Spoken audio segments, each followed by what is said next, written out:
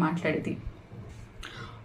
One thing is for sure, మనం ఎన్ని facials చేయించుకున్నా కూడా, ఎంత మంచి ప్రోడక్ట్స్ స్కిన్కి యూజ్ చేసినా కూడా, ఎంత మంచి ఫుడ్ తిన్నా కూడా ప్రాపర్ డైజెషన్ అయితేనే కదా మనకు ఆ స్కిన్లో గ్లో కనిపించేది, హెయిర్ స్ట్రాంగ్ అయ్యేది.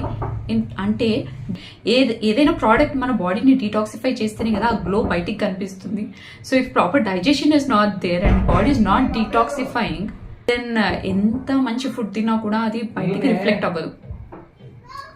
How many people would agree for this? మనం ఎంత మంచి ఫేషియల్స్ చేయించుకున్నా కూడా, ఎంత మంచి skin care products, costly products వాడినా కూడా,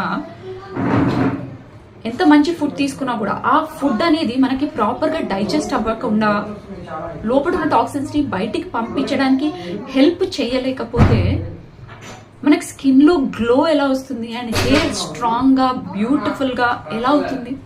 సో ఇట్స్ హైలీ ఇంపాసిబుల్.